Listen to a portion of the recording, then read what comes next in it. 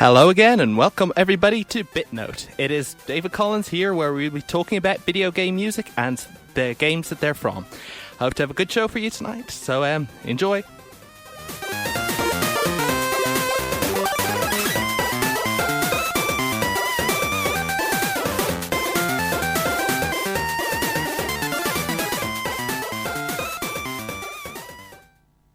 Hello again and welcome everybody back to BitNote. We took a bit of a break over the summer, but we are back right now, and we got some great new video games, great new video game music, and a lot of cool stuff to talk about. So, I hope you enjoy yourself. This is broadcasting live from Dublin South FM.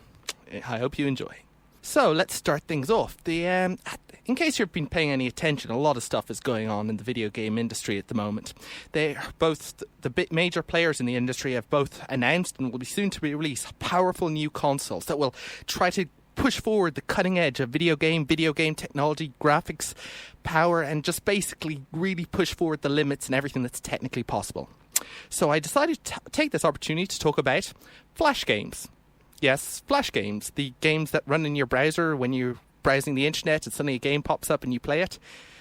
I thought that was a great thing to talk about. In all fairnessness, flash games generally tend to get overlooked. If you're casual and just fun, you might put up a browser and play the odd game. And if you're really hardcore into games, the chances are you might always tend to dismiss these games as just little silly things that are insubstantial. And even though, of course, most of them are substantial, I think the gamers themselves know that they shouldn't, judge an entire genre or style of video games just from a few points, because a lot of people tend to judge video games as a whole just in a few select games. So, pushing aside a lot of the stuff that I'm not that keen on, I've come across with a couple of really cool flash games that you can find online that are actually pretty cool, pretty fun to play, and what's more, they're completely free. You just go to the website, you play it, and then you can play it immediately.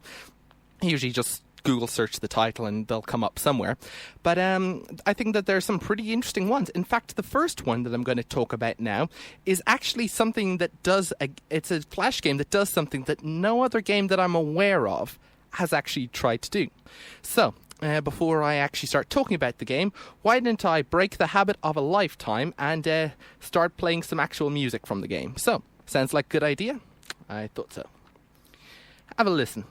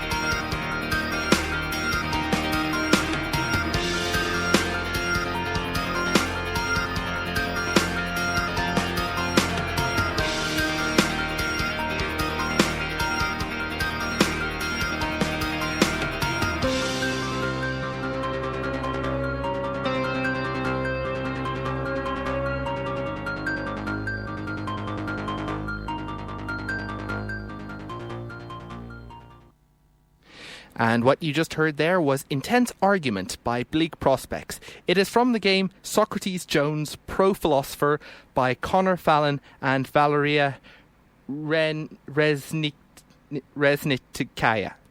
Now, you're probably wondering, okay, so what's so special about this game? And then you might also be wondering, wait, what's up with that title? Did it say Philosopher? And the answer is yes, it is a game about philosophy. But don't worry, it is not threatening or obscure and impenetrable. I don't think that there's very few other games that deal with philosophy, except, of course, that Sophie's World CD-ROM that was released in the early 90s. And I never got to play that. I just came across it when I was browsing in a bandware site. Anyway, essentially speaking, it's actually a pretty interesting and fun and whimsical video game. It kind of takes a few cues from the Phoenix Wright series, but essentially, you're basically this accountant called Socrates Jones. Yes, the name is kind of a coincidence. And essentially, through you meet up you've got a daughter who's really, really into philosophy and everything and studying it and everything. And through a crazy scenario, you end up with your life on the line. And the only thing that's going to stop your life from not being on the line is to make a strong argument about the nature of morality. Yes, so essentially it all comes down to you've got to make an argument that can stand about the nature of morality, something that philosophers have been trying to do for millennia at this stage. So you're kind of in a pickle, but don't worry, because essentially the reason your life is on the line is also giving you the chance to speak to some great philosophers from all time, including Kant, Hobbes, your 3-Pro. So you've got all these philosophers that are, of course, long dead, but you can talk with them, and your challenge is to talk with them and try to figure out what is their view, what is the nature of philosophy, what is the nature of morality, and basically the whole game is a debating game. You're going through all these great philosophers, trying to figure out what their view of the nature of morality is, and trying to see if it will stand up to help you form your own theory on your own belief on this whole subject. And it sounds kind of crazy, but it's also, and it is crazy, but it's a lot of fun, and it actually does teach you a lot about philosophy in a really fun way. The storyline is pretty whimsical. The debating mechanics is pretty cool as well. Basically, they'll go through an argument piece by piece, and for each part of their argument, you can either ask them for more details, ask how that's relevant to the actual argument, or ask them to back up their statement. So what you're doing for most of the game is just dealing with all these great philosophers who are giving forward their opinions, and you're trying to catch them, well, not really catch them out, but just trying to figure out what they're doing, and then if they say something earlier on, see if you can press that against them. There's this whole dynamic play about, as you go through it, trying to listen to their arguments and see if you can break it down or understand it in a lot of way. And it's actually pretty interesting. And not just, a lot of these mechanics were a bit from Phoenix Wright, where basically you're doing kind of a similar thing. You're basically defending, the prosecution is making some argument against your client and you're trying to punch holes in the argument. And indeed, the games share a lot in similar. They've got that whole sort of humor thing to it. I mean, earlier one stage is going, philosophy, morality is about the diameter of the moon. And then later on, someone says, morality doesn't come from like rocks, and you can ask, does it come from the diameter of the moon? No, and then you go, damn it, I knew that earlier guy was wrong. But there's a whole nice little dynamic. There's a whole lot of energy. All the philosophers you have are very, whimsical and caricatures, and it's a lot of fun. And it's also kind of interesting because as you speak to each of them, you've got Hobbes telling us about the social contract, how the only reason morality exists was because we have contracts with each other, in agreements with each other in order to survive. But of course, we're all just nasty, brutish, short and ugly humans who just go to war in a second. You've got Kant, who seems to have a bit more impenetrable ideas about how morality is just what the intention is and not the result. You've got Euthyphro, who's basically giving the more religious angle to morality, and you've got all this different sorts of things, each one trying to tell their own morality, but in the meantime you're kind of struggling in the middle, trying to ask them all questions, progress the story and try to come up with the final answer that'll get you through it. And it's just great that the whole thing is about asking questions, about learning, about breaking down arguments, and about debating in a lot of ways. And that's something that so few games or even things teach about. So just to talk about it, I mean, the game is Socrates Jones, Pro Philosopher, and like I said, if you just search that, you'll be able to get there are a couple of websites, and you can just play it immediately online on the computer. It'll even save your progress. So if you close the browser and open up in that same browser, you'll be able to continue on where you cut off. So definitely, I recommend it. And of course, it's got a very nice set of music by Bleak Prospects. I think I'll just throw on another quick bit of music from that game.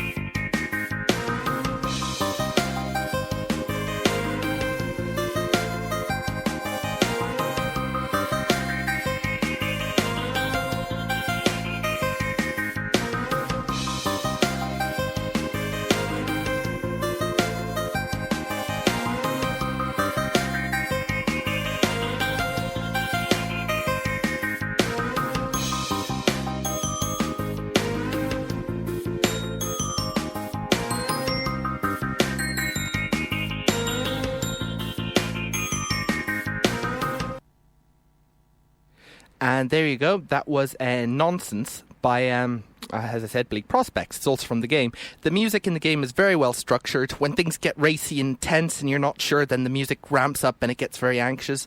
And then when it's just normal, it's just tense and then ramps up and get anxious. Then when you suddenly find a break in the argument and push it to them, you get the music changes again, and then towards the end you get a nice sort of peaceful bit of music just to really balance it off and end the chapter as you get ready for the next bit. It's a great use of things. Like I said, even the developer admits that they kind of had that sort of musical progression off from the Phoenix Wright games, but it just works so well.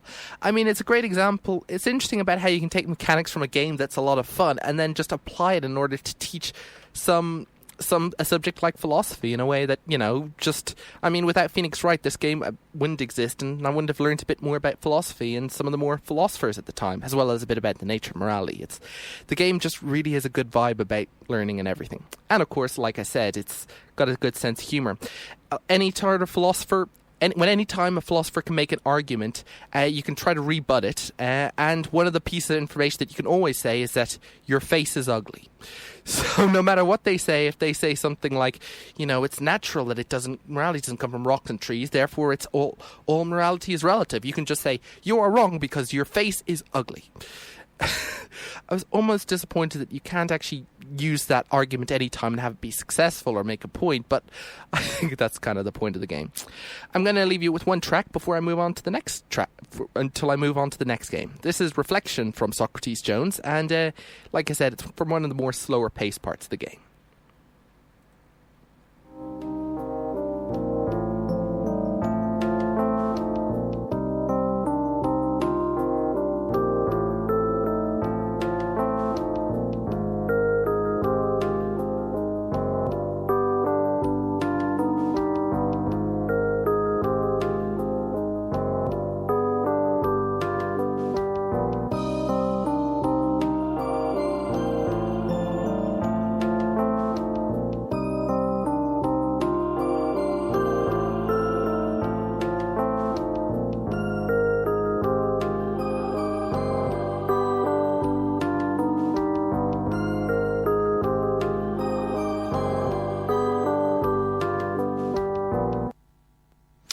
Okay, so enough about Socrates Jones, Pro Philosopher, which, like I said, I recommend.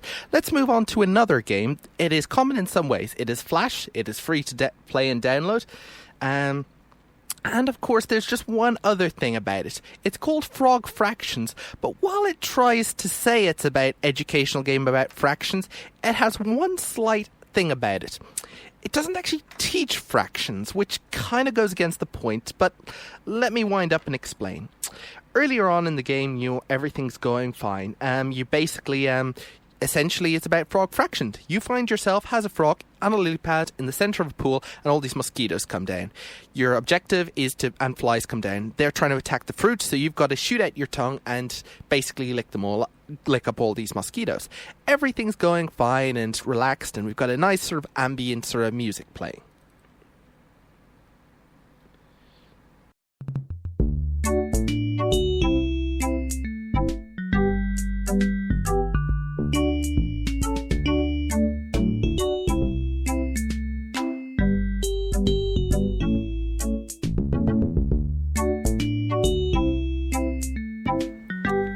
Everything's going well. You're using your tongue to get all the flies, and you get upgrades, and you find you're able to upgrade it. So you got this nice electrostatic thing with your tongue, and here's one thing that's kind of funny. You're able to take up some of the flies, and you're given a score in the form of a fraction. And this fraction gets added to your score, and your score is displayed as a fraction, but you're not actually learning much about fractions in the process. So things continue on, and you play it. You manage to get upgrading, and you get more upgrades, and then suddenly you find out that one of them has your ability to turn your lily pad into a dragon.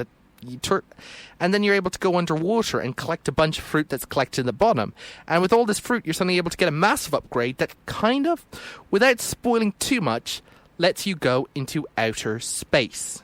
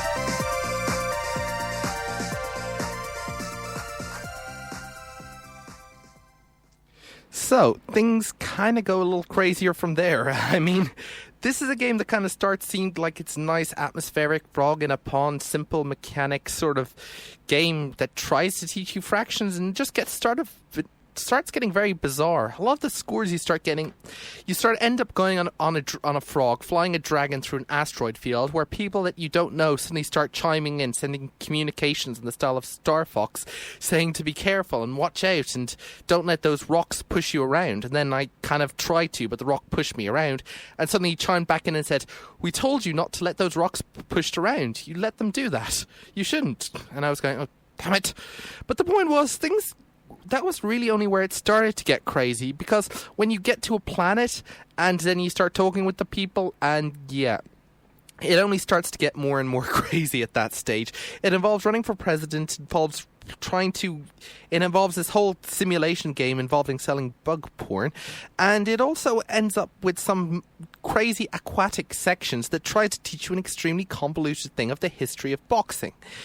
Now, I'm sure to say, what does the history of boxing have to do anything? And if you're going to make the history of boxing, wouldn't you at least make it be actually accurate, rather than making a bunch of non sequiturs? It doesn't make any sense. It seems to, far from be educational, seem to actually deliberately try to teach you miseducation that's completely false and inaccurate, is more likely to mislead you in your actual learnings. And I'd say, probably you shouldn't be doing this stuff, and it also sounds crazy, and I'm not quite sure what's going on and what the heck is the developer actually thinking.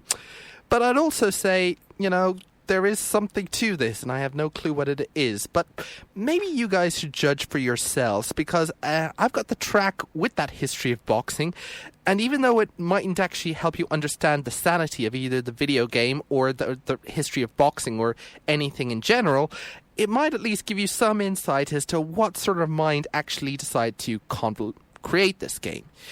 In any event, let's just play it and hope for the best. Before I just do, let me just say this is Frog Fractions. It is made by Twinbeard, and the music apparently is also composed by Twinbeard. That's from what I've been able to say. But what I'm about to play you right now is called, as you have guessed, A History of Boxing.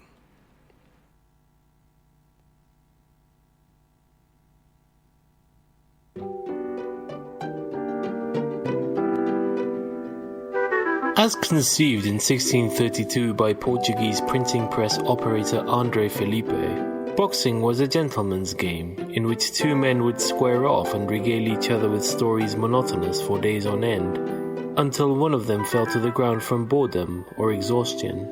Over the next few years, the new sport developed a respectable following of a few hundred local socialites. It was Felipe's son, André Felipe, who developed what he called the punching strategy in 1637, after seeing a schoolboy strike another in anger, causing him to fall down. When André Felipe challenged the then champion, British expatriate Sleepless Bill Bishop, to a match, Bishop was the odds-on favourite. You can imagine his surprise when, while he was describing what he had had for breakfast that morning, André walked up and thumped him in the neck, sending him down for the count, in the parlance of our time. While it was universally agreed that the boy had violated the spirit of the game, officials were unable to find any actual rule that punching violated, and were forced to let the victory stand. This upset caused an uproar in the boxing community large enough to spill over into local newspapers, which drew the interest of many outsiders to come see what all the fuss was about. The newcomers were enthralled to engage in these borderline barbaric displays of human strength and skill, and the rest is history. After a few spoiled sport school moms, single-minded about safety, added the padded gloves, of course. Today's boxing enthusiasts fantasize about a newcomer that would rock the ring the way Felipe did. Calcification of the modern rule set has essentially locked the punching strategy into place, but it's easy to get caught up in the fantasy. Young scholars with big dreams often enter the ring with their crazy new trick, usually a variant of hypnosis, and though they've achieved the occasional victory, none of the gimmicks have been robust enough to make it to the big time.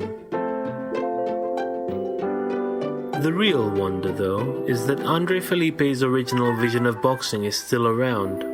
Gentlemen's boxing clubs can be found in cities all over the world.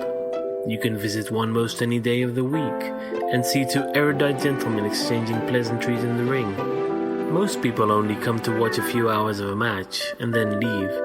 But every once in a while you'll find amongst your elders a stout fellow, a die-hard fan, who perhaps witnessed that historic battle between Felipe and Bishop, who for love of the sport must stay to witness the last glorious seconds of wakefulness slip away, only to return to fight again another day.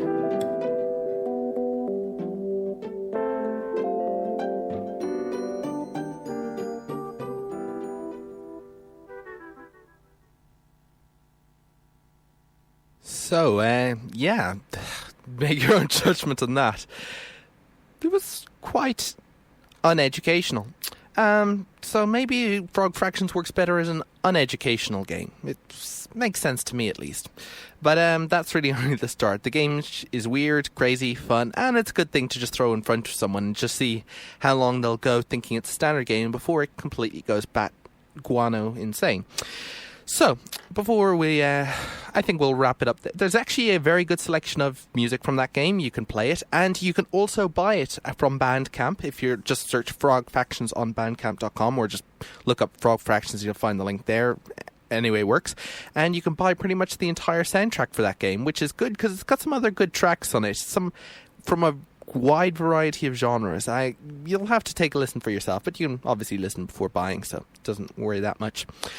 So, before we, so I think that's a bit enough of our frogs and our fractions by this stage. So, like I said, Frog Fractions by Twinbeard. And I think that actually screw it. There's one other track I gotta play from that. It's a bit of fun, but, hope you enjoy.